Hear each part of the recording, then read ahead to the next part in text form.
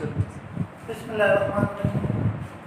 Dear students, आज के lecture में हम मसल्स के ऊपर बात करेंगे। तो सबसे पहले हम देखेंगे कि मसल्स क्या होते हैं।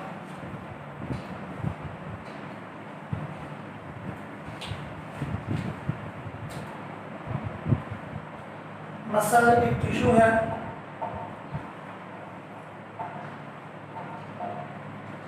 और ये ऐसा टिश्यू है जो कि स्पेशलाइज्ड है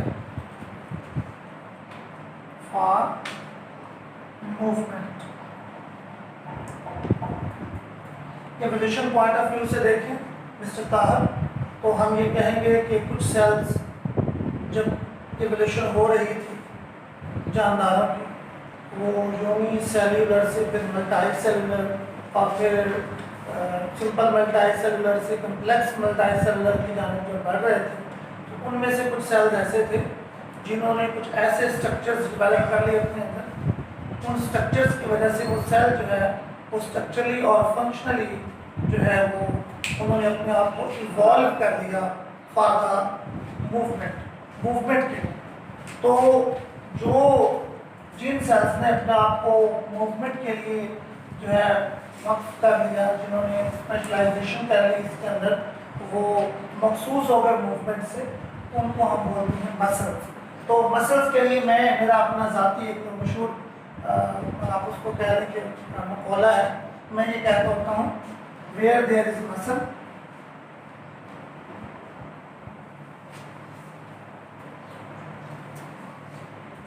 देयर इज मूवमेंट।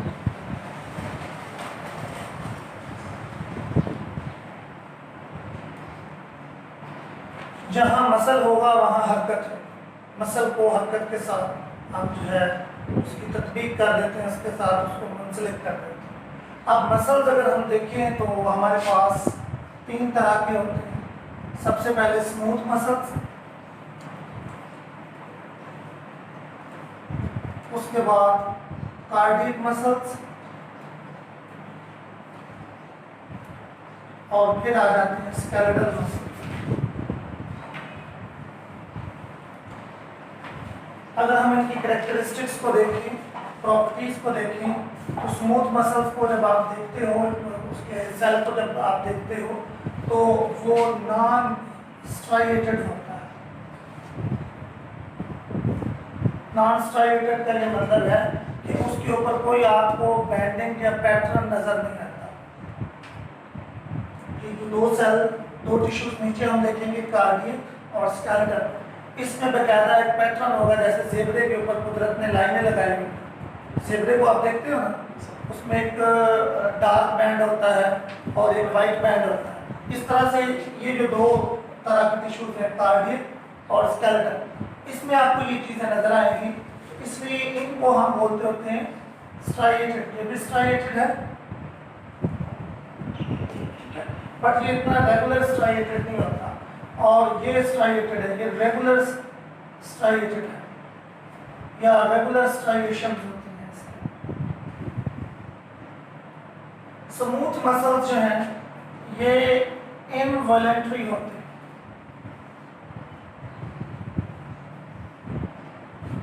मैं आपसे कहता हूँ कि आप सीधे हो जाओ, मैं आपकी तस्वीर बना दूँगा, तो मैं कैमरा सामने लेकर आता हूँ और जैसे फ्लैश ऑन होता है तो आप अपनी आइज़ को ब्लिंक करते हो। अब आपकी आइज़ के अंदर जो स्मूथ मसल्स हैं, अगर आप चाहो भी तो उस दौरान आप उनको रोक नहीं सकते, ये आपके कंट्रोल में नहीं होते।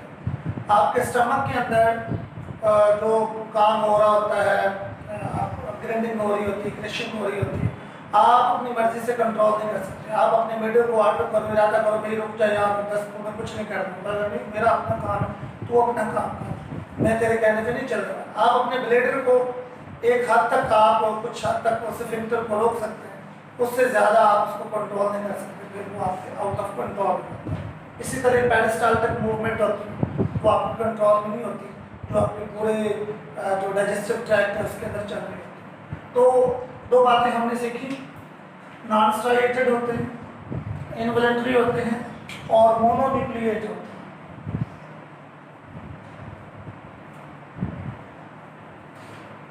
मोनोन्यूक्लिएट मीन्स कि इनमें एक न्यूक्लियस होता है। अगर हम इनकी शेप को देखें तो ये स्पेंडल की शेप क्या होती है?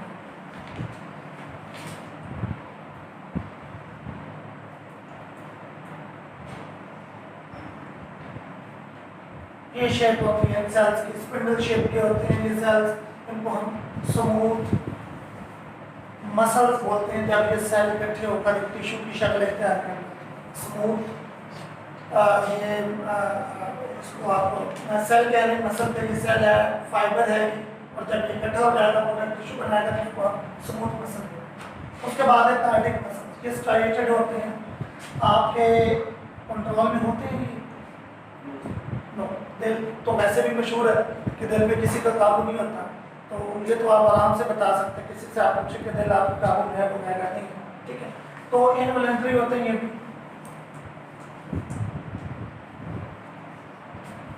अब जहाँ तक बात है कि इनके अंदर न्यूक्लियस कितने होते हैं, समटाइम ये बाई न्यूक्लिएट भी होते हैं, मोस्टली ये मोनो न्यूक्लिएट होते हैं। तो आपके टेबल में कुछ और लिखा होगा और आगे डिटेल में कुछ और आ सकता है, लिहाजा आपने इससे घबराना नहीं।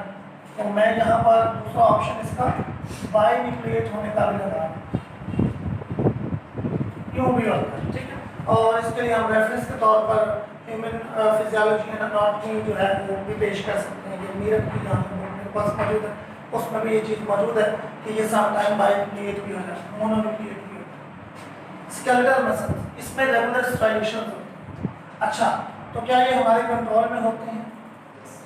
वॉलंटरी कंट्रोल में स्केलेटल मसल्स जितने भी होते हैं, आप अपनी मर्जी से किसी को थप्पड़ मारते हो, ये अलग बात है कि आप अपनी मर्जी से खाते नहीं हो, वो दूसरे की मर्जी से खाते हैं, ठीक है। लेकिन आप खुद जब किसी को थप्पड़ मारते हो तो मर्जी से मारते हो, आप अपनी मर्जी से पानी का गिलास उठाते हो, मर्जी से बाहर चले जाते हो, मर्जी से अंदर आते हो, मर्जी से आप अपने मुंह को बांध रखते हो, मर्जी से खोलते हो, ऐसे ही है ना, अपनी मर्जी के मुताबिक आप बातचीत करते हो। तो ये सारे स्केलेटल मसल है, मतलब जबड़े का मसल भी स्केलेटल मसल है हमारे वॉलंटरी कंट्रोल। मेरे बाइसेप ट्राइसेप ये भी सारे स्केलेटल मसल है मेरे वॉलंटरी कंट्रोल। और हाइंड लिम्फ के अंदर जो मसल मौजूद है वो भी वॉलंटरी कंट्रोल में है, तो ये भी स्केलेटल मसल। तो ये टोटली तौर पर वॉलंटरी होते हैं और ये मल्टी न्यूक्लिएट होते हैं।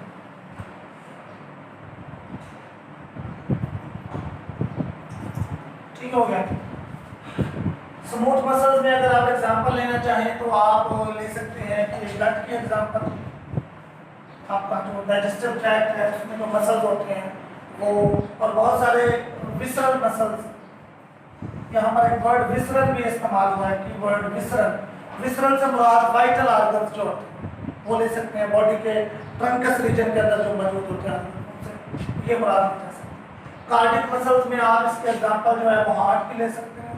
हार्ट में मोस्टली जो मसल्स होते हैं, जो टिश्यू होता है वो कार्डियक होता है।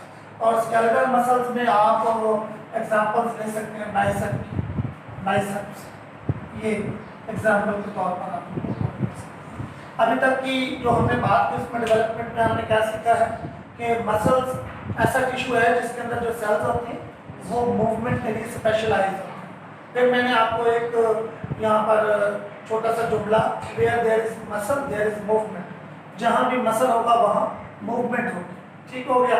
उसके बाद हमने देखा कि there are 3 types of muscles, smooth muscles, cardiac muscles और स्केलेटल मसल्स। स्मूथ मसल्स में हमने देखा कि नॉन स्ट्राइएटेड होते हैं, यानी कि कोई बैंडिंग पैटर्न इनके ऊपर मौजूद नहीं होता, और ये इनवॉलंटरी होते हैं और मोनोन्यूक्लिएट होते हैं। एक न्यूक्लियस इनके अंदर पाया जाता है, इनवॉलंटरी होते हैं, हमारे इरादे के ताबे नहीं होते। और अगर इनकी जो कंट्रक्शन है उसको भी देखा जाए तो ये इतनी शदीद नहीं होती, सॉफ्ट किस्म की, स्मूथ किस्म की कंट्रक्शन रहती है, ठीक है। जबकि जो कार्डिक मसल्स होते हैं ये मॉडरेट किस्म की कंट्रक्शन रहती है, इतनी बहुत ज़्यादा जितनी स्ट्रॉन्ग कंट्रक्शन स्केलेटल मसल दे सकते हैं इतनी ये नहीं करती, क्योंकि इनका काम भी जो है तकरीबन जो है वो मॉडरेट किस्म का होता है, उन्हें हार्ट को पंप करना होता है, इसके अलावा कोई काम। स्केलेटल मसल्स में, स्केलेटल में कभी आप ज़्यादा वजन उठाते हो, कभी कम उठाते हो, कभी तेज़ दौड़ते हो, कभी स्लो दौड़ते हो, कभी बहुत तेज़ी से बोलते हो, कभी स्लो बोलते हो। तो ये चीज़ें जो हैं ये तो जो आपके स्केलेटल मसल्स होंगे ये जो कंट्रक्शन प्रोड्यूस करेंगे ये मॉडरेट से लेकर बहुत ज़्यादा आप उसको कह लें कि हाई कंट्रक्शन तक दे सकते हैं। जो बॉडी बिल्डर्स होते हैं, हैवी वेट चैंपियंस होते हैं, उनकी जो स्केलेटल मसल्स है वो बहुत ज़्यादा कंट्रक्शन देने की क्षमता रखते हैं। जी जो बहुत ज़्यादा मतलब उठा देते हैं सारी में डिस्क स्लिप नहीं होती। डिस्क स्लिप वजन उठाने से डिस्क स्लिप नहीं होती, वजन इम्प्रॉपर तरीके से उठाने से डिस्क स्लिप होती है। याद रखना, अगर सही तरीके से वजन उठाया जाए, ऐसे करके वजन उठाया जाए तो कभी डिस्क स्लिप नहीं होती, लेकिन अगर आप ऐसे करके वजन उठाओगे तो फिर डिस्क स्लिप के चांसेस ज़्यादा हैं। जब ऐसे आप बेंड करोगे तो 90 डिग्री के एंगल पे आप बेंड कर जाओगे, फिर वजन उठाओगे तो आपकी डिस्क के ऊपर उसका इंटरवर्टिब्रल डिस्क को खतरा होगा। यूँ करके सीधे वैसे भी कहते हैं कि वजन उठाना तो यूँ करके चलना चाहिए। जब आप ऐसे वजन उठाएंगे तो फिर आपके वर्टिब्रल कॉलम पर कम से कम जो है स्ट्रेस पड़ती है। ठीक है, यहाँ तक बातें होंगी हमारी। अब हम ज़रा इसकी डिटेल में चलते हैं, स्केलेटल मसल की डिटेल में चलते हैं। यहाँ तक क्वेश्चन है? जी शर्जीत, वेयर आर यू? सोच रहे हो? जब माल में बस क्या नीचे झुक के उठाते हैं, नीचे झुक के उठाने का भी तरीका कार होता है। नीचे बैठते हैं, उतना ज़्यादा देर तक झुके नहीं रहते, उठा तो लेते हैं मतलब अपने बाजुओं पर, तो वर्टिब्रल कॉलम पर इतना बोझ नहीं पड़ने देते, फिर फौरी तौर पर सीधे ये चीज़। जी बेटे, स्केलेटल मसल्स जैसा कि नाम से शो हो रहा है, स्केलेटल मसल का ताल्लुक किसके साथ होता है बेटे? स्केलेटल के साथ। और ये हमारे इरादे के ताबे होते हैं, हमारे वॉलंटरी किस्म के मसल होते हैं। हम एक स्केलेटल मसल का यहाँ पर उसको स्केच आउट करते हैं और समझने की कोशिश करते हैं।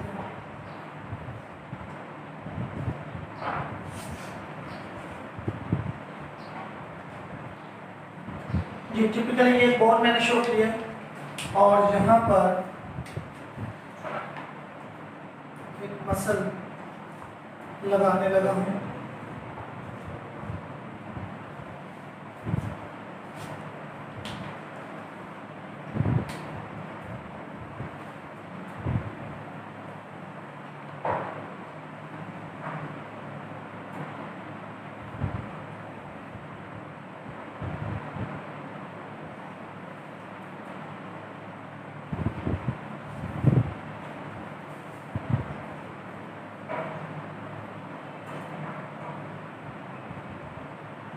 जी, ये एक मसल यहाँ पर एक सिरा मैंने इसका अटैच किया हड्डी के साथ, एक सिरा मैंने अलग किया। तो जहाँ से ये हड्डी के साथ अटैच है बोन के साथ, आपको पता है कि बोन की जो बाहर वाली कनेक्टिव टिश्यू होता है, बाहर उसके लगा हुआ, उसको क्या बोलते हैं? पेरिओस्टियम। पेरिओस्टियम के साथ ये अटैच होता है। यहाँ पर ये जो मसल है इसके बाहर भी एक कनेक्टिव टिश्यू होता है, ना सिर्फ इसके बाहर होता है, अंदर तक डिफरेंट लेवल्स पर होता है, लेकिन हम सबसे बाहर वाले की फिलहाल बात करते हैं। That is called epimysium. ये अब आपकी बुक में नहीं होगा। ये कनेक्टिव टिश्यू जो एपिमाइसियम है ये अटैच हो जाता है पेरिओस्टियम के साथ ऐसे। ये इनडायरेक्ट अटैचमेंट है मसल की। याद रखना, स्केलेटल मसल दो तरीके से अटैच होता है। ये बात जो भी बता रहा हूँ ये भी आपकी बुक में नहीं है, आपको इसको ज़हन नशीन कर लेना चाहिए। एक होती है डायरेक्ट अटैचमेंट। डायरेक्ट अटैचमेंट में ये जो थ्रेड लाइक स्ट्रक्चर बन रहा है जिसको हम टेंडन बोलते हैं, ये नहीं होता। और सीधा सीधा जो मसल की एपिमाइसियम होती है वो सीधा डायरेक्ट उसकी पेरिओस्टियम के साथ अटैच होती है, किस बोन के पेरिओस्टियम के साथ। अगर डायरेक्टली मसल की एपिमाइसियम बोन की पेरिओस्टियम के साथ अटैच है, that is called direct attachment. ये डायरेक्ट अटैचमेंट होती है मसल की किसके साथ? बोन के साथ। और अगर एपिमाइसियम थोड़ी पीछे हटकर एक थ्रेड लाइक स्ट्रक्चर बनाती है, एक रस्सा बनाती है, रॉक बनाती है, और वो जो thread like rock like structure है वो पेरिओस्टियम के साथ फिर जुड़ जाता है मजबूती के साथ, तो फिर इसको हम बोलते हैं टेंडन। अभी कुर्बानी आने वाली है, बकरा ज़िबा करने के बाद या भेड़ा ज़िबा करने के बाद आप देखेंगे कि उसके पाँवों में से एक खास जगह पर वो रस्सी गुजार कर उसको पूरे को लटका देते हैं। अभी भी कसाब का भी लटका होता है, आप देख सकते हैं। तो वो दर हकीकत इसकी जो टांग का मसल होता है उसकी वो दर हकीकत टेंडन होता है, वहाँ पर अटैचमेंट होती है जो अभी यहाँ पर होता है। इतनी मजबूती से अटैच होता है कि पूरा भेड़ा आप उसके ऊपर खड़ा कर दें वो खड़ा रहे, उससे अलग नहीं होगा। इतना ज़बरदस्त तरीके से कुदरत ने जो जॉइंट लगाया, यानी कि जिम्सा के जॉइंट की तरह, जैसे कहते हैं बड़ा मजबूती के साथ होता है जिम्सा जॉइंट, तो उसकी तरह का ये जॉइंट लगा होता है, इसको टेंडन बोलते हैं।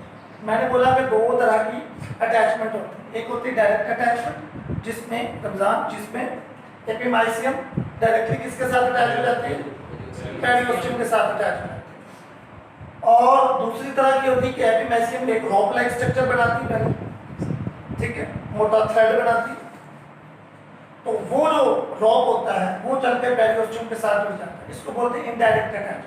क्या इसको बोलते हैं? Indirect attachment.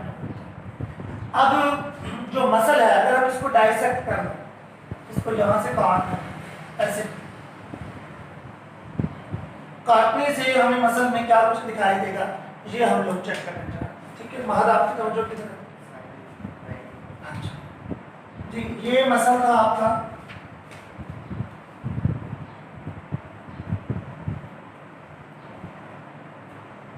इसको हमने यहाँ से काट लिया, ठीक है बेटे। काटने पर हमें मसल के अंदर फर्दर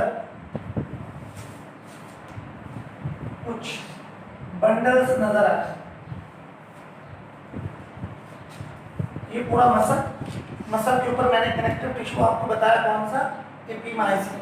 कौन सा कनेक्टिव टिश्यू है? एपिमाइसियम है। और ये पूरे मसल को रैप किया, और ऐसे मसल को आपने ऐसे काटा जैसे कि ये आपको यूं तस्वर करना, ये बाइसेप है, तो हम बाइसेप को यहाँ से यूं करके काटने के बाद एक ऐसे मसल है, इसको यूं काटा, काटने के बाद सामने से देखें। जब सामने से देखेंगे तो फिर हमें इसके अंदर कुछ इस तरह के स्ट्रक्चर्स नजर आएंगे, ये बंडल्स नजर आएंगे। क्या नजर आएंगे? बंडल्स नजर आएंगे। अब हर बंडल के इर्द गिर्द भी एक कनेक्टिव टिश्यू होता है। बाद में मैं आपको बताता हूँ कि कनेक्टिव टिश्यू का असल यहाँ पे रखने का मेन जो है वो पर्पस क्या होता है। तो वो जो कनेक्टिव टिश्यू होता है, अगेन ये आपकी बुक में नहीं है, ठीक है, आप चाहो तो उसको साथ साथ लिख सकते हैं। सपोज कि ये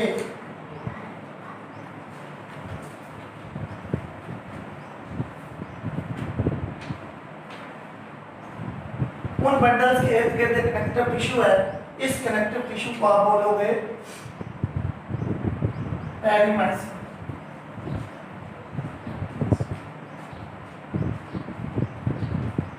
ये मसल बंडल को, एक बंडल को दूसरे बंडल से डिस्टिंग्विश करवा रहा, अदरवाइज अली बेटे, अदरवाइज ये जो पेरिमाइसियम है ये आपस में कनेक्टेड है।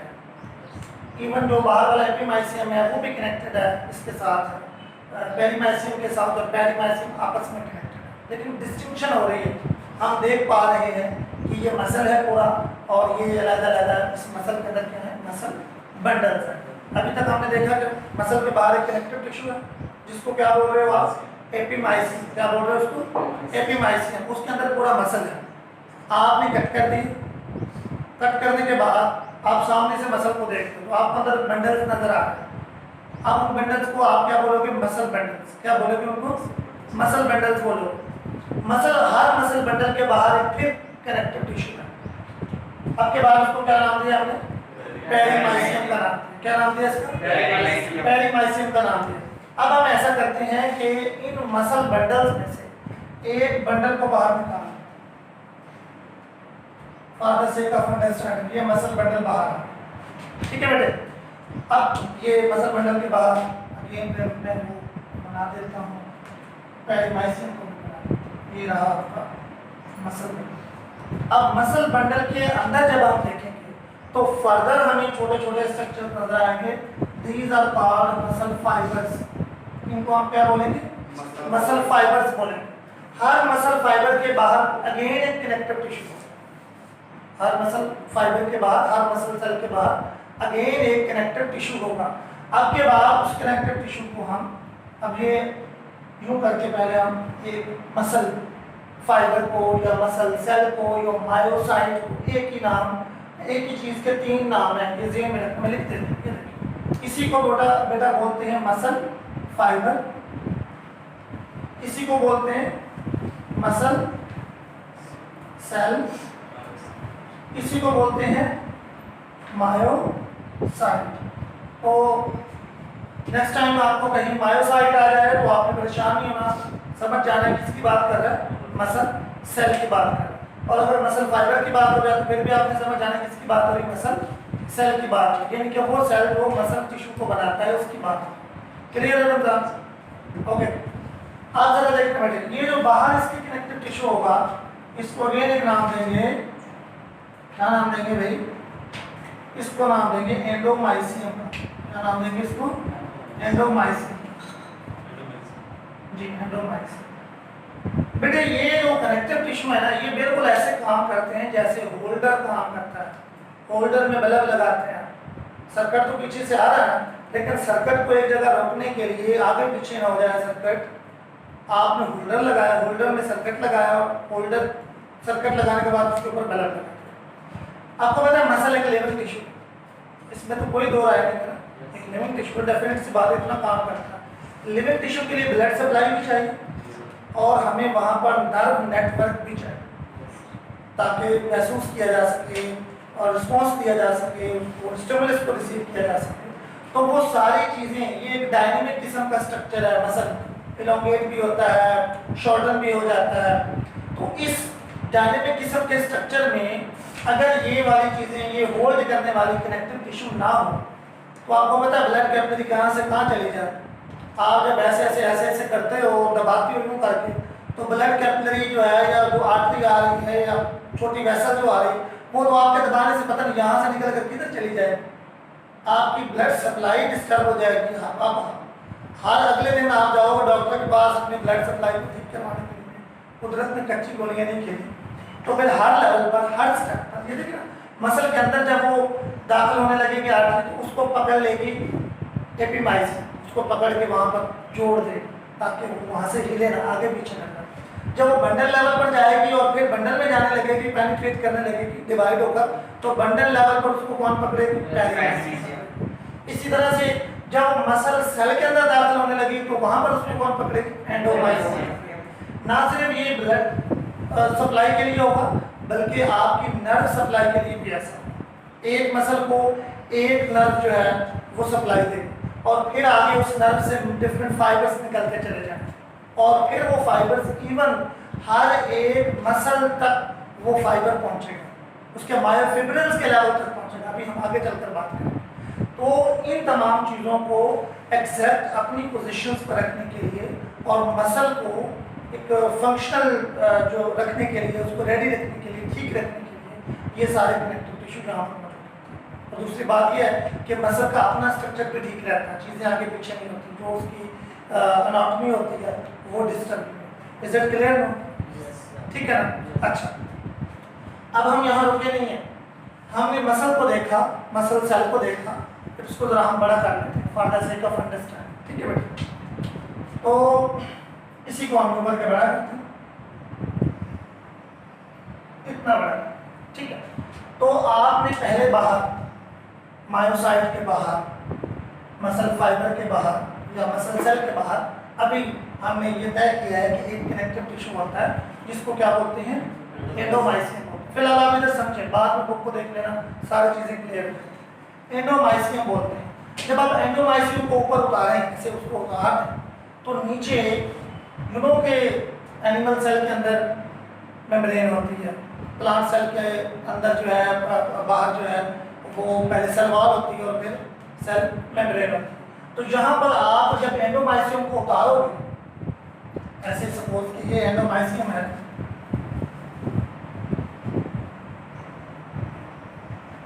आपने यहाँ से इसको उतार, ठीक है, यूँ करके इसको उतारने के बाद आपका सामना होगा प्लाज्मा मेम्ब्रेन के साथ।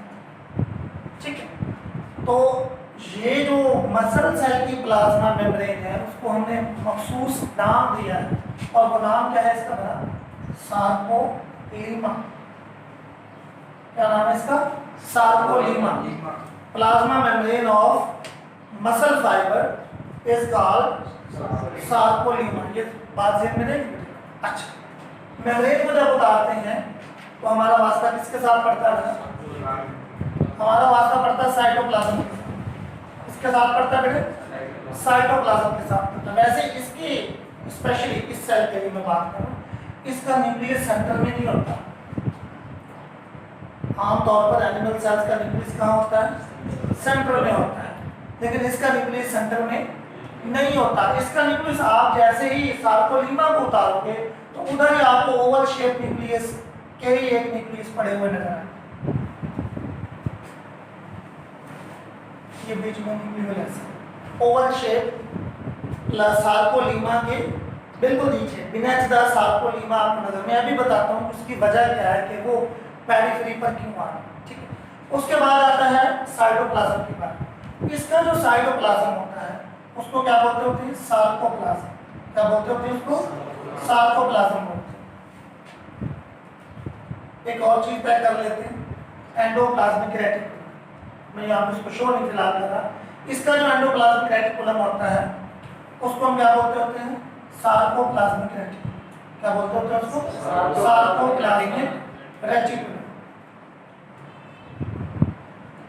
हाँ जी, अब हम आ जाते हैं, आप में ज़हीन बच्चे हो सकता है गैस कर ले कि इसका न्यूक्लियस पेरिफेरी पर क्यों मौजूद है। जब हम एक मसल फाइबर को खोलते हैं तो हमें उस मसल फाइबर के अंदर मजीद कई एक छोटे छोटे फिब्रल्स नजर आते हैं।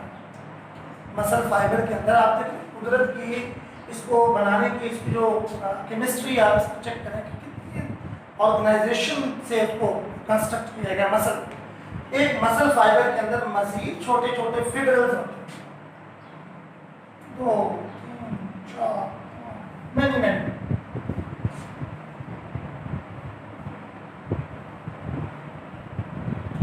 बहुत सारे छोटे छोटे फिब्रल्स होते हैं। इन फिब्रल्स को नाम दिया जाता है मायोफिब्रल्स का। क्या नाम दिया जाता है? मायोफिब्रल्स का। एक दफा हम फिर पीछे से शुरू करते हैं ताकि कंसेप्ट को हम जोड़ सकें। हम जल्दी से आगे बढ़ेंगे। ये देखिए हमने शुरू किया था मसल से। कैसे शुरू किया था? मसल से। हमने मसल को काटा तो उसके अंदर क्या देखे? Muscle bundles. हमने मसल के अंदर क्या देखे? मसल बंडल्स देखे। हमने एक बंडल को बाहर निकाला तो मसल बंडल के अंदर हमें क्या नजर आए? Muscle fibres. इसी को हमने क्या बोला? इसी को क्या बोलते हैं? मायोसाइट। हमने एक मायोसाइट को बाहर निकाला तो हमने उसके अंदर मजीद क्या देखे? मायोफिब्रल्स। हमने मजीद उसके अंदर क्या देखे? मायोफिब्रल्स देखे। Muscle, muscle bundle, muscle fibre और मायोफिब्रल्स। यहाँ तक बात समझ में आ रही है?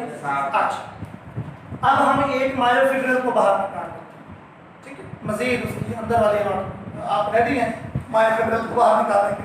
ठीक है।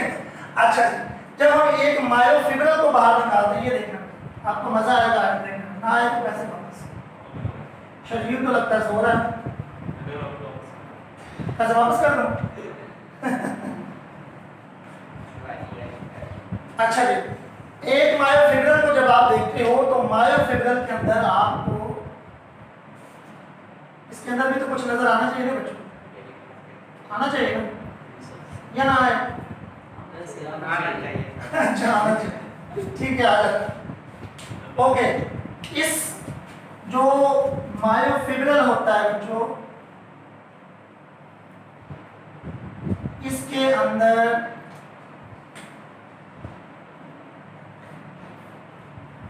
मजीद छोटे छोटे कुछ आप उसको कह रहे हैं कि फिलामेंट्स होते हैं, थ्रेड्स होते हैं, उनको हम बोलते होते हैं मायोफिलामेंट्स। क्या बोलते होते हैं उनको? मायोफिलामेंट्स। ये जो मायोफिलामेंट्स होते हैं ये 2 तरह के जी, थिक फिलामेंट और थिन फिलामेंट। यूं भी था है, आज मुझे लग रहा है तो वाकई डॉक्टर हो गया। थिक फिलामेंट और थिन फिलामेंट जी। मायोफिब्रल के अंदर क्या मौजूद होते हैं? मायोफिलामेंट्स मौजूद होते हैं। मायोफिलामेंट कितनी तरह के होते हैं? 2 तरह के होते हैं। जो थिक होते हैं उनको थिक फिलामेंट बोलते हैं, जो थिन होते हैं उनको थिन फिलामेंट बोलते हैं। आप जरा मजीद आगे बढ़ने से पहले हम इनके कुछ डायमीटर्स के ऊपर इधर से शुरू करते हैं, आगे तक जाते हैं, ठीक है। तो सबसे पहले हम देखेंगे कि जो हमारे पास बड़े मसल सेल होता है उसका डायमीटर कितना हो सकता है। बड़ा सेल होता है काफी, इसका डायमीटर बेटे 10 to 100 माइक्रोमीटर। ये इसका डायमीटर, क्या लेंथ नहीं, इसका क्या है?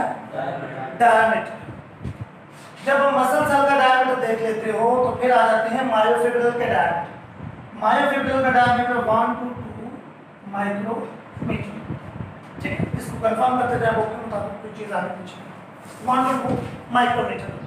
अब हम आगे बैठे मायोफिलामेंट्स के ऊपर। किसके ऊपर आ गए? मायोफिलामेंट्स के ऊपर आ गए। तो मायोफिलामेंट्स में हमारे पास दो तरह के फिलामेंट्स हैं, थिक फिलामेंट है और थिन फिलामेंट। बेटे जो थिक फिलामेंट होता है उसका डायमीटर तकरीबन होता है 16 नैनोमीटर और जो थिन फिलामेंट होता है वो होता है कम से कम ज़्यादा 8 नैनोमीटर। ठीक होगी।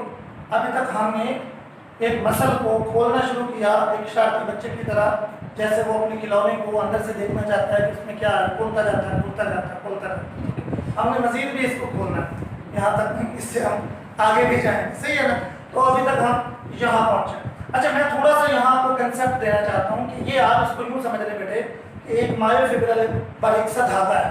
ठीक है बेटे, उस धागे को फर्दर आप खोलना चाहते हो तो जब आप फर्दर उसको खोलते हो तो आपको पता चलता है कि इस धागे के अंदर बड़ा फाइन स्ट्रक्चर मौजूद है और इस धागे के अंदर मजीद छोटे छोटे धागे हैं और वो दो तरह के, कुछ ज़रा मोटे धागे हैं और कुछ ज़रा बारीक है, पतले हैं, बारीक हैं और वो आपस में इस तरह से जुड़े हुए हैं कि अगर मैं इसको इन मायोफिलामेंट्स को ज़रा यहाँ पर आपको हाईलाइट कर दूँ तो आप इस तरह से देखोगे कि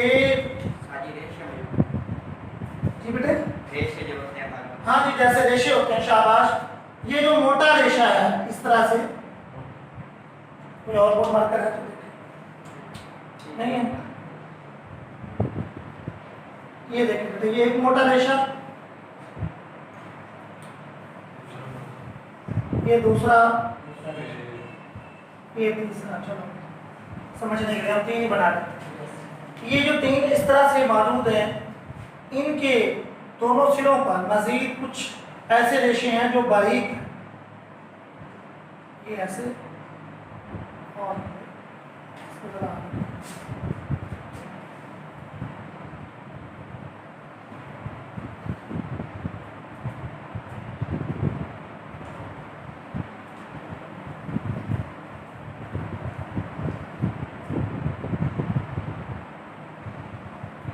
जी।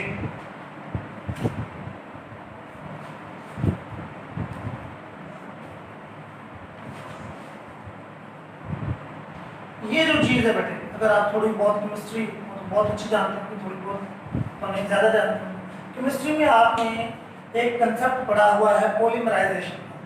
वो ऐसा यहाँ नहीं लगेगा लेकिन उस कंसेप्ट की मदद से मैं आपको समझा। उसमें आप पढ़ते हो कि बिल्कुल एक यूनिट फिर वही यूनिट अगेन लग जाता है, मजीद लगता चला जाता है, पॉलीमर बन जाता है। जैसे कि ग्लूकोज का पॉलीमर स्टार्च होता है और सेल्यूलोज होता है और के आगे में ब्रांच होता चला जाता है तो मजीद उसकी ग्लाइकोजन वगैरह और टाइटन वगैरह भी उसमें चला जाता है। तो ये जो पैटर्न अभी मैं आपको दिखा रहा हूँ ये पैटर्न बार बार रिपीट होगा। ये आप यहाँ पे देख रहे हैं। इसी तरह फिर आपको एक मोटे बैंड से जो है वो मोटे रेशे यहाँ पर नजर आएंगे, उसके साथ थिन फाइबर, फिर थिक, फिर थिन, फिर थिक, फिर थिन, इस तरह से चलता चला जाएगा। मैंने ये आपको एक यूनिट दिखाया। इस मायोफिब्रिल के अंदर ये पैटर्न, ये वाला पैटर्न जो है ये बच्चे क्या हो रहा है, बार बार रिपीट हो रहा है। थिक फिलामेंट, फिर थिन फिलामेंट, फिर थिक फिलामेंट, फिर thin filament, thick thin thick thin thick thin, इस तरह से हो। थिक थिन नहीं है तबले वाला, ठीक है। अच्छा, अब जब आप इसको मायोफिब्रिल को देखते हो, सिंपल सी बात, आप इसके ऊपर लाइट डालना है तो लाइट क्या जो रिफ्लेक्ट हो रहा है वो डिफरेंट फेज में होगा यहाँ पर, और वो ये यहाँ पर बैंडिंग पैटर्न आपको एक नजर आए, जहाँ पर थिक एंड यहाँ पर आपको डार्क बैंड नजर आए।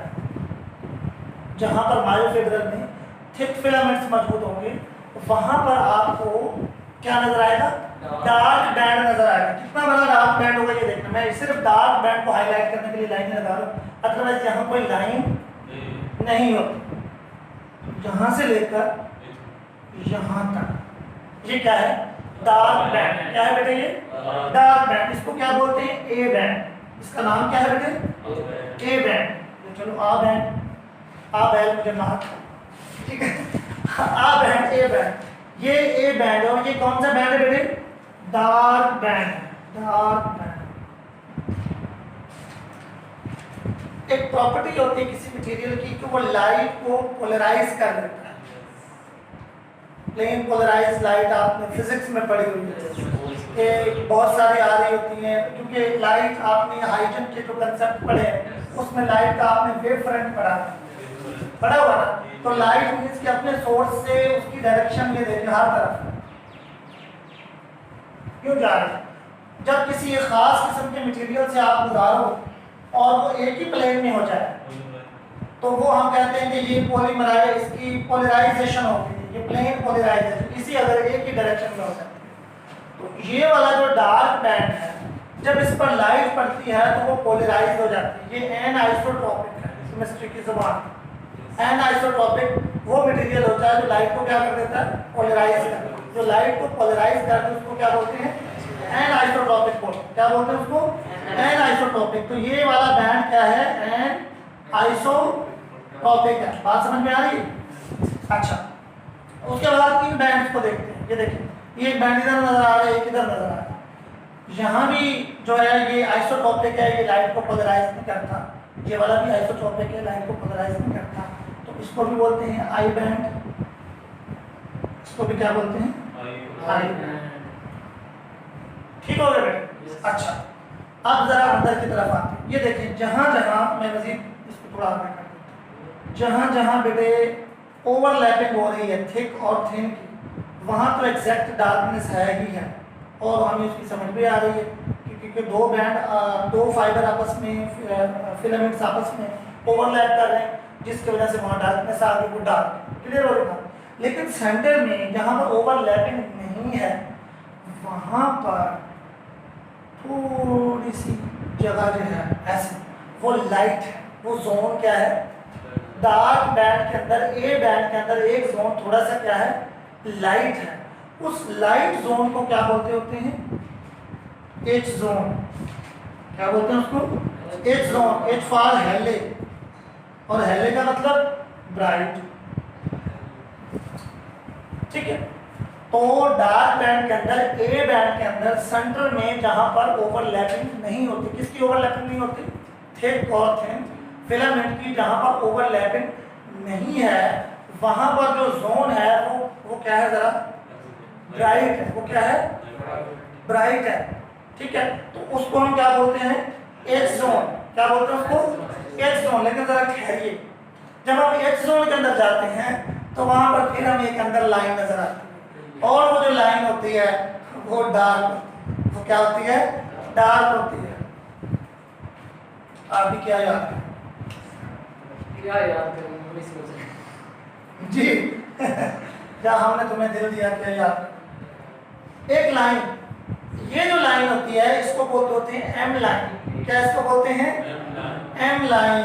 हाँ जी, अभी देखते हैं कि अब सवाल ये पैदा होता है बहुत से स्टूडेंट से कि ये लाइट जोन के अंदर एम लाइन का क्या काम है? ये यहाँ पे क्या कर रही हो? ये डार्क में पड़ी एम लाइन। ये एक इंटरेस्टिंग बात है और इसका जानना आपके लिए जरूरी है। फिर टेस्ट में आपको फंसाया जा सकता है इसी एक ऑप्शन पर कि M line is dark due to.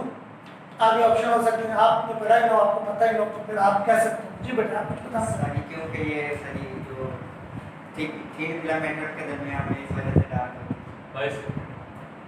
तो थ्री ब्राइट जोन था बीच में, वहां ओवरलैपिंग थी, तो ये डार्क कैसे होगी? बाइसेक्ट कैसे?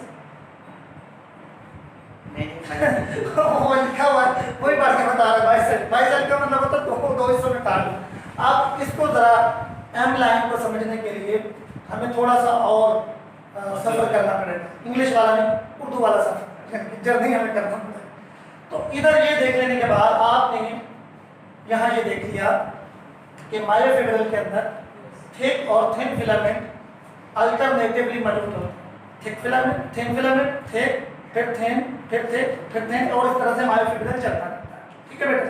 इस वजह से क्या उसके ऊपर आ जाते हैं? बैंड्स आ जाते हैं, light band, dark band, light band, dark band. यही वजह कि हमने शुरू में इसको बोला था रेगुलर स्ट्राइएशन। तो फिर जब हम मसल को देखेंगे क्योंकि ये मायोफिब्रिल मसल में इस तरतीब से जुड़े होते हैं कि एक मायोफिब्रिल के डार्क बैंड के नीचे दूसरे मायोफिब्रिल का डार्क बैंड आता है और उसके नीचे तीसरे का, चौथे का, यूं सारे मिलकर जब अपना डार्क बैंड मिला लेते हैं और अपना जो लाइट बैंड है वो मिला लेते हैं तो पूरे मसल के ऊपर हमें नजर आता है कि ये डार्क बैंड है और ये लाइट बैंड। हकीकत डार्क और लाइट बैंड किस लेवल पर मौजूद होते हैं? मायोफिब्रिल के लेवल पर मौजूद होते हैं। ये बात क्लियर हो गया? अच्छा, अब जरा हम ये देखते हैं कि थिक फिलामेंट और थिन फिलामेंट ये बने हुए एक्चुअली किस प्रोटीन के हैं, ठीक है। और अगली बात ये है कि ये जो थिन फिलामेंट होते हैं इनके मिड वे में तकरीबन एक डिस्क शेप स्ट्रक्चर होता है। यहाँ ये आधे आधे मैंने शो किए होंगे, तो इसके आधे मजीद आगे हैं। यहाँ पर ये जो लाइन लगा दी जितना ये यहाँ पर आप देख रहे हैं इतना मजीद आगे भी है और उसके बाद क्या आ जाएगा? थिक आ जाएगा। क्लियर हो रही बात? अच्छा, ये जो लाइन है बेटे इसको बोलती है जी लाइन या इसको बोलती है जी डिस्क। यहाँ एक स्पेशल किस्म की प्रोटीन मौजूद है, ठीक है, जो कि जो समझ लें कि इसको जोड़ती है थिन फिलामेंट्स को जोड़ती है। इधर भी ये जी लाइन, एक जी लाइन से अगली जी लाइन के दरमियान में जितना भी ये सारा आ जाता है आप देख सकते हैं कि आधा आई बैंड इधर से पूरा एक ए बैंड फिर आधा आई बैंड, तो टोटल कितना हो गया? एक आई बैंड एक आई बैंड और एक ए बैंड हो गया। ये जस्ट आपने कंसेप्ट डेवलप किया, बताते हुए आपने ये बताना है कि आधा एक तरफ आई बैंड और आधा दूसरी तरफ आई बैंड। तो एक जी लाइन से अगली जी लाइन के दरमियान में जो जगह है ये जो एक पूरा ये एक यूनिट है, इसको बोलते हैं कंट्रैक्टाइल यूनिट। जब मसल कॉन्ट्रैक्ट करता है तो ये एक यूनिट कॉन्ट्रैक्ट करता है, तो उसके साथ वाला भी जितना यूनिट और कॉन्ट्रैक्ट करता है, फिर उसके साथ वाला एक्चुअली वो साइमल्टेनियसली सारे कॉन्ट्रैक्ट करते हैं, लेकिन कंट्रक्शन यहाँ ओरिजिनेट होती है इस यूनिट में। यानी कि जब कंट्रक्शन होती है, अभी हम स्लाइड एंड फिलामेंट मॉडल में डिटेल से तो एक जी लाइन दूसरी जी लाइन के करीब आ रहा है ऐसे कंट्रक्शन। तो ये एक यूनिट है, कंट्रैक्टाइल यूनिट है। इस कंट्रैक्टाइल यूनिट को एक जी लाइन से अगली जी लाइन के दरमियान में ये देखें, एक जी लाइन और फिर अगली जी लाइन, ये जो बीच वाला हिस्सा है इसको बोलते हैं सार्कोमेयर। क्या इसको बोलते हैं? सार्कोमेयर। तो एक एमसीक्यू बनेगा, the contractile unit of the muscle specially skeletal muscle. तो आगे ऑप्शन होंगे, उनमें से एक ऑप्शन होगा सार्कोमेयर। तो आपका राइट ऑप्शन क्या है? सार्कोमेयर। ये कोई इतना मुश्किल नहीं जी, सार्कोमेयर। जल्दी से हम अगले आधा टॉपिक का विदाई करना, उसको जल्दी से हमने समाप्त करना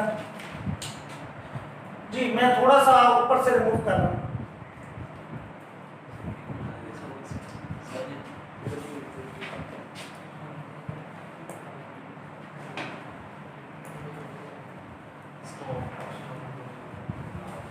जी, अब हम ये देखेंगे कि थिक फिलामेंट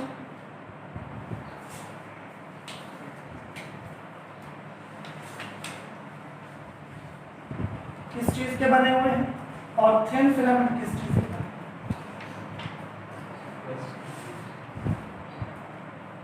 पहले थिक फिलामेंट। थिक फिलामेंट में एक प्रोटीन के बने होते हैं जिसको बोलते हैं मायोसिन। मायोसिन प्रोटीन उसको बोलते हैं। मायोसिन प्रोटीन के बेटे 2 पॉलीपेप्टाइड होती है,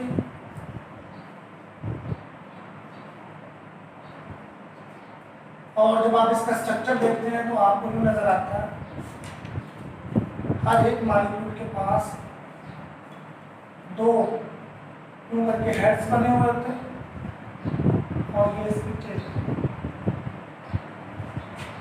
ये कहलाता है ग्लोबुलर हेड।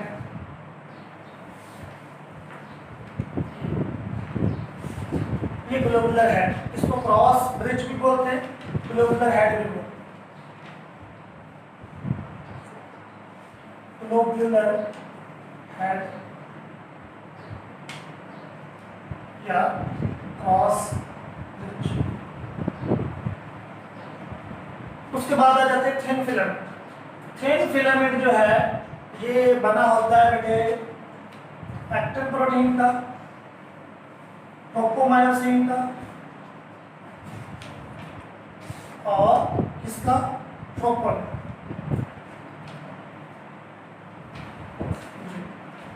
तो यहाँ तक मेरे ख्याल में यहाँ से फिर हम आगे स्टार्ट करते हैं। इसको यहाँ पे रोकें।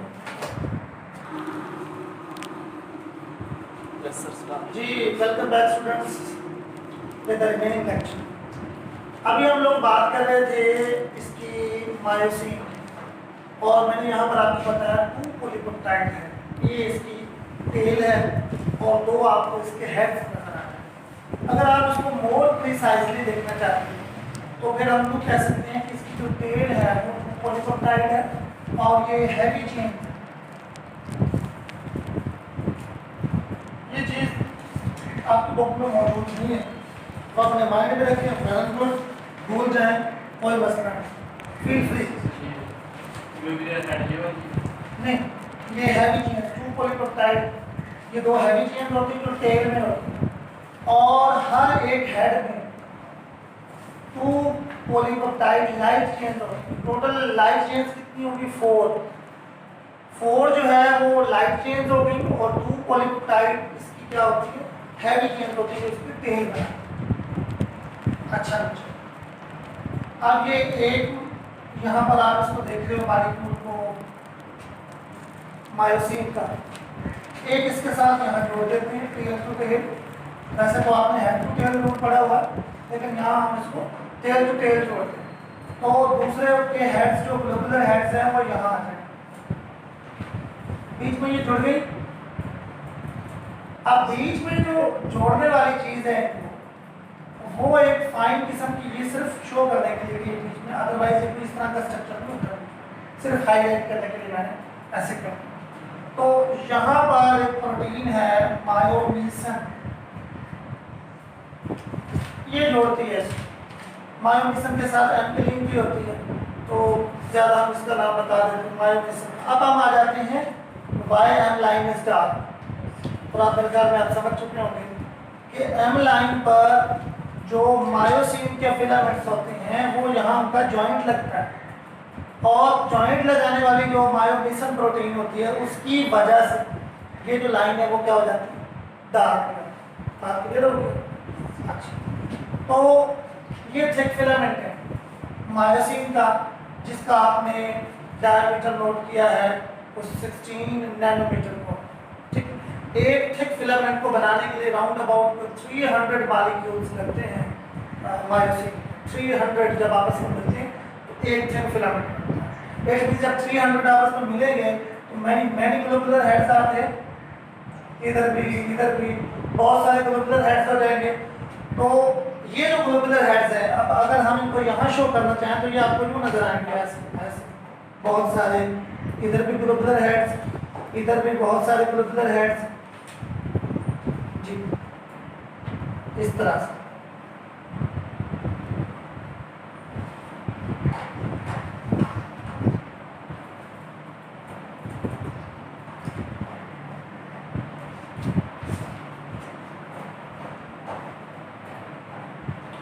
बीच अब ऐसे शो करें कि ये अगर एक थिक फिलामेंट है मायोसिन का बना हुआ, तो यहाँ पर भी बहुत सारे ग्लोबुलर हेड्स मौजूद हैं, पर यहाँ पर इधर चारों तरफ, ठीक है, और इधर भी बहुत सारे ग्लोबुलर हेड्स मौजूद है। बीच में थोड़ा सा हिस्सा है स्टोन वाला खाली है, और जिसके अंदर मैंने हमला है, इधर भी ग्लोबुलर हेड्स है और इधर भी ग्लोबुलर हेड्स है। इसको इमेजिन कर सकते हैं आप? अच्छा, अब हम देखते हैं कि ये बीच में ऐसे करके खड़ा हुआ है, इसके ऊपर भी आपको थिन फिलामेंट नजर आ रहा है, दोनों तरफ 2 थिन फिलामेंट नजर आ रहे हैं, नीचे भी नजर आ रहे हैं।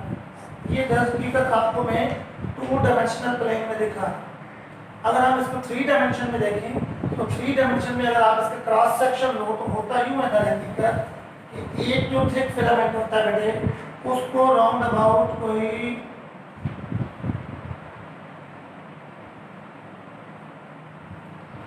1 2 3 4 5 6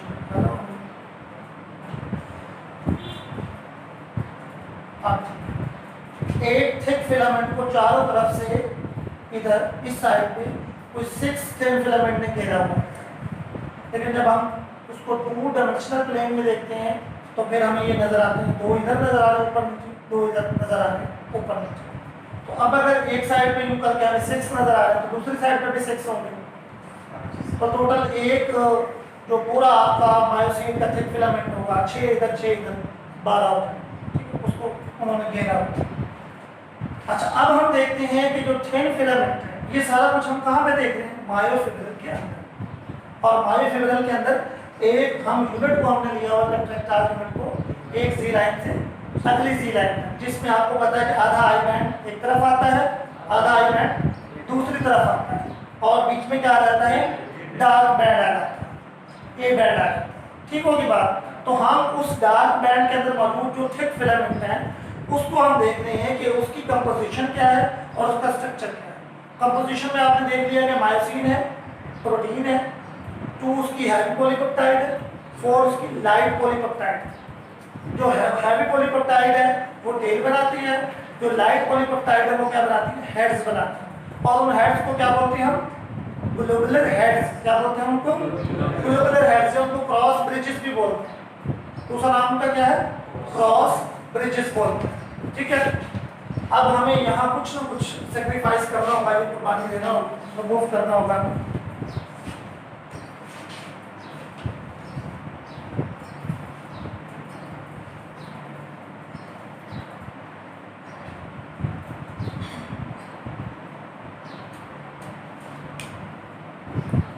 जी, अब बेटे हम थिन फिलामेंट की बात करें तो थिन फिलामेंट में बड़ी कंपोजिशन जो होती है वो एक्टिन प्रोटीन की होती है। ये प्रोटीन होती है बीटेड, बीट तस्बीह के दानों की तरह, और 2 पॉलीपेप्टाइड।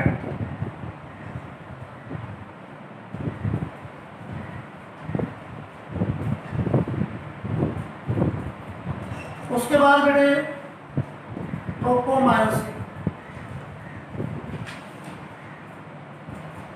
ये थ्रेड लाइक होती है, ये बीडेड होती है, ये थ्रेड लाइक होती है धागे की तरह, और ये भी क्या होती है?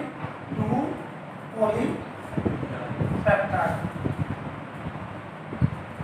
पॉलीपेप्टाइड को तो समझते हैं ना, हमारे एसिड की लंबी चेन तो पॉलीपेप्टाइड। और उसके बाद आती है ट्रोपोनिन। क्या आती है? ट्रोपोनिन।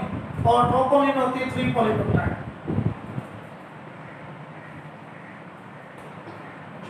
अब हम जरा इसको यहाँ पर देखने की कोशिश करते हैं कि ये कैसे होती है।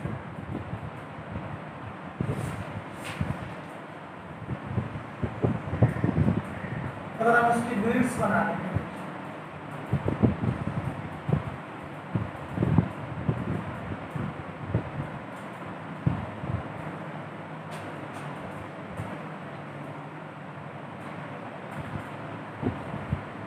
ये एक पॉलीपेप्टाइड बन गया, बल्कि सॉरी ये पॉलीमर बना, नॉट पॉलीपेप्टाइड। हर बीड 2 पॉलीपेप्टाइड, हर एक बीड जो दाना है वो 2 पॉलीपेप्टाइड है, और फिर वो पॉलीमराइज कर रहा है। ठीक है ना? तो ये 2 पॉलीमर हकीकत में यहाँ पर इकट्ठे हो रहे हैं।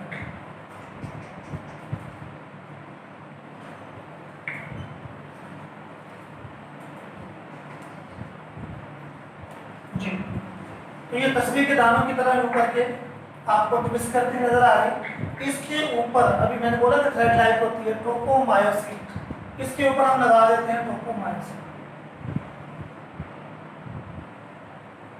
और तस्वर हम ये कर रहे हैं कि ट्रोपोमायोसिन ने एक्टिन प्रोटीन के ऊपर उन तमाम साइट्स को कवर कर दिया है जो एक थिक फिलामेंट के ग्लोबुलर हेड के साथ रिएक्ट कर सकते हैं। थिन फिलामेंट ने ओवरलैप किया हुआ थिक फिलामेंट को, इधर इधर देखिए ना, नीचे ग्लोबुलर हेड्स है, ऊपर थिन फिलामेंट है। थिन फिलामेंट के जो एक्टिन प्रोटीन है उसके अंदर कुछ ऐसी साइट्स मौजूद हैं जो कि वो समझ लें मैग्नेट की तरह, जैसे ही वो एक्सपोज होगी वो ऐसे ग्लोबुलर हेड को जाके अटैच करेगी, और जो ही अटैच होगी ग्लोबुलर हेड का काम ये वो खींच लेगा। ऐसे वो यूं करके खड़ा हुआ ग्लोबुलर हेड इस इंतजार में कि जैसे ही एक्सपोज होगी एक्टिन की वो साइट, वहां आपकी तवज्जो कहीं और नहीं, बाहर देख, जैसे ही वो एक्टिव हो, जैसे ही वो एक्सपोज होगी ये पकड़ कर उसको यूं करके खींचते, तो ये इस इंतजार में खड़ा है। ट्रोपोमायोसिन ने बड़ी चालाकी के साथ ये जो बीटेड स्ट्रक्चर है एक्टिन का, उसके ऊपर ये ऐसे लिपटी है कि वो तमाम जो रिएक्टिव साइट्स हैं for the globular heads of the myosin उसको कवर करते हैं। अब ये नॉर्मल सिचुएशन में ग्लोबुलर हेड भी नीचे मौजूद होंगी, ऊपर एक्टिन भी मौजूद होगी, लेकिन कोई रिएक्शन, कोई अटैचमेंट नहीं होगी। अब हमने कभी कभी इसकी मतलब अटैचमेंट करवानी तो है ना, अभी देखिए मैं बोल रहा हूँ तो ये मसल काम कर रहे हैं, सारा प्रोसेस यहाँ पे हो रहा है, ग्लोबुलर हेड्स के साथ मिलाना है। उसके लिए यहाँ पर मुख्तलिफ जगहों पर आप एक 3 पॉलीपेप्टाइड यहाँ पर मैं शो करने की कोशिश कर रहा हूँ। आप इसको यूँ कह लें, एक टांग उसकी एक्टिन के साथ जोड़ दें,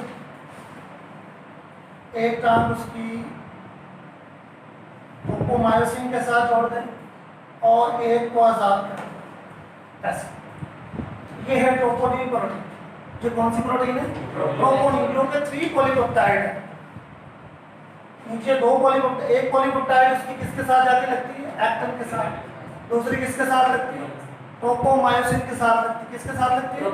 ट्रोपोमायोसिन के साथ। और तीसरी क्या है? फ्री है, ऐसे ऊपर आज़ाद आना है। एक यहाँ बना लेते हैं और बस एक का अंडरस्टैंडिंग ये देखें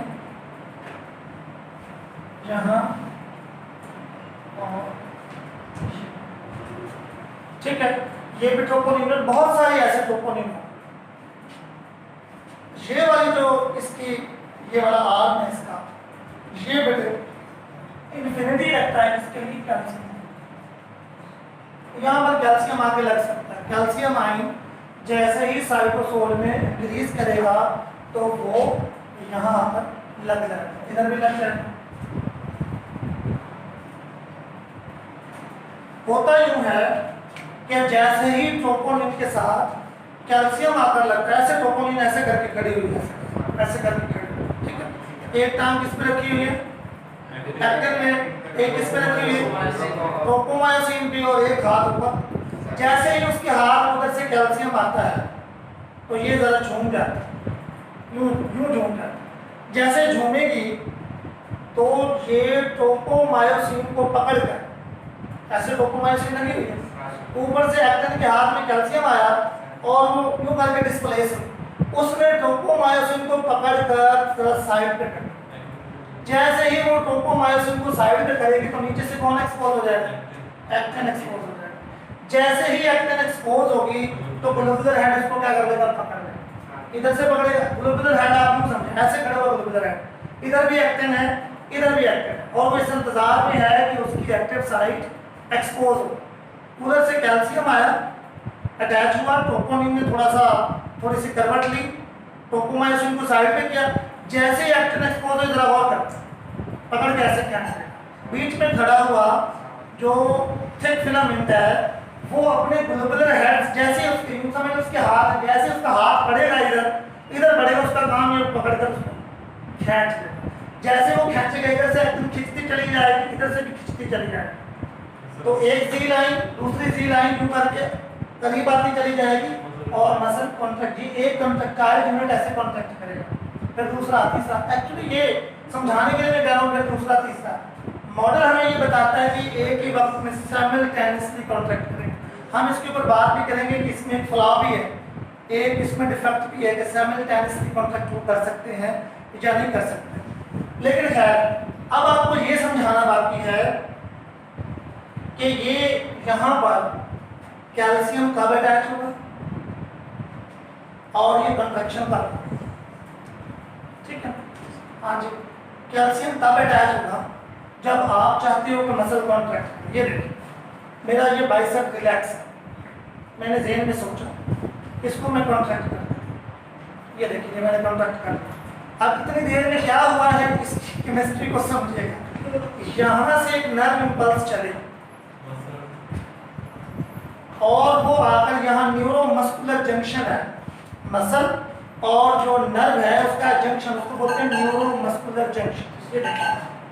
ये आप यूँ समझ लें कि ये मसल की सार को ये उसका है आप उसको कह दें कि ये सार्कोलीमा है मसल फाइबर, ठीक है।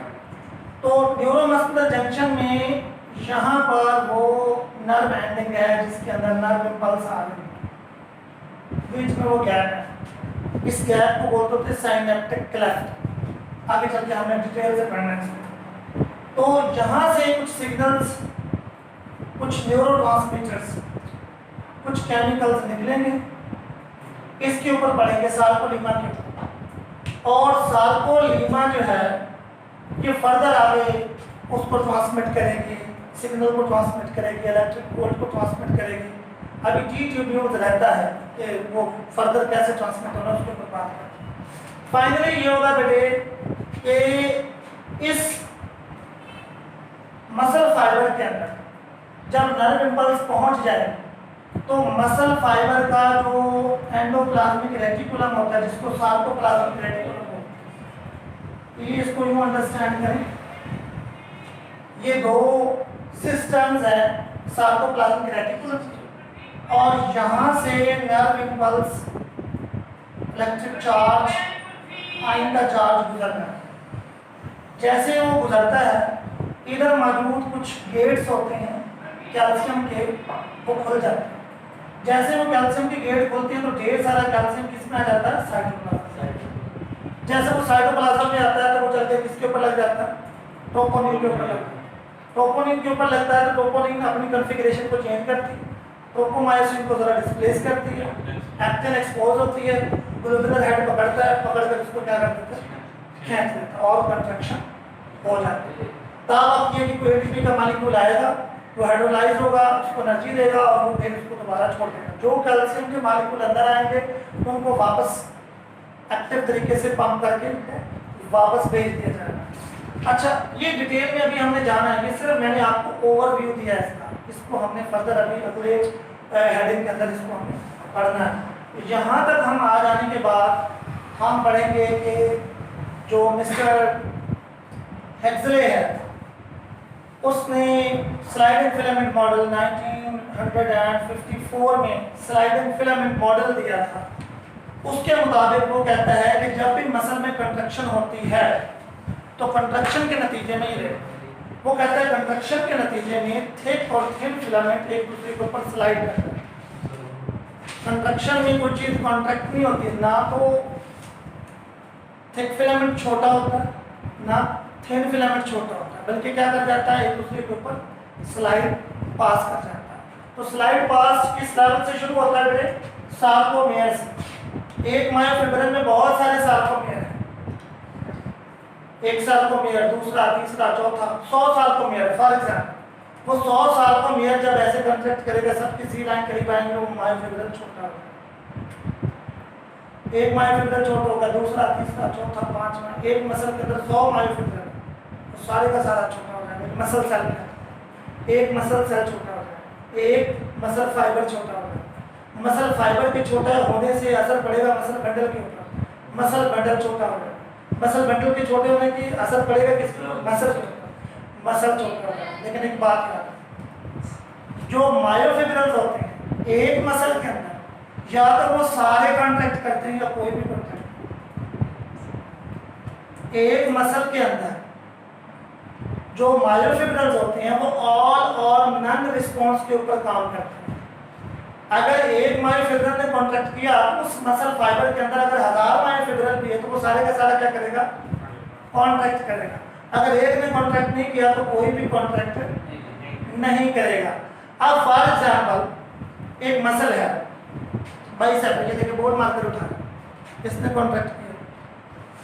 अब मैंने बैग उठा, इसने कॉन्ट्रैक्ट किया।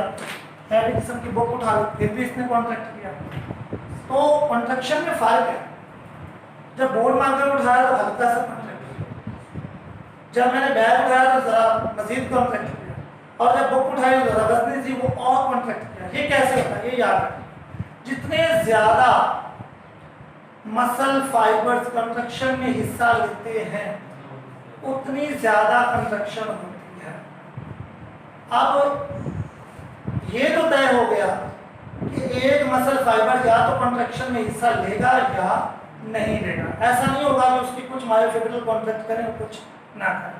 अब एक जो नर्व आ रही है वो आगे फाइबर बनाकर कुछ 4, 5, 6, 7, 10, 20 मसल फाइबर को इनरवेट कर लेती है। वो बन जाता है एक मोटर यूनिट।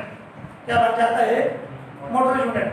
20 मसल फाइबर को एक नर्व सप्लाई एक फाइबर से मिल रही, नर्व फाइबर से 20 को एक से मिल रही, 20 को एक से मिल रही, 20 के छोटे छोटे मोटर यूनिट बना। अब जब आप कॉन्ट्रैक्ट करते हो तो एक मोटर यूनिट कॉन्ट्रैक्ट करता है। अगर आप फील कर रहे हो कि वजन ज्यादा है, तो दूसरे मोटर यूनिट को लाभ पड़ता है, वो उसको इंक्रीमेंट देता है, उसको लोड करता है, वो भी आ गया 2 मोटर यूनिट, वजन और ज्यादा, तीसरा मोटर यूनिट और ज्यादा वजन, चौथा मोटर यूनिट, पांचवा, छठा, सातवां, आठवां। ऑलमोस्ट जब वजन बहुत ज्यादा तो सारे मोटर यूनिट जोर लगा कर देखते हैं अगर चीज अपलिफ्ट हो सकती है। वजन घटाते जाए उधर से मोटर यूनिट निकलते जाएंगे बाहर।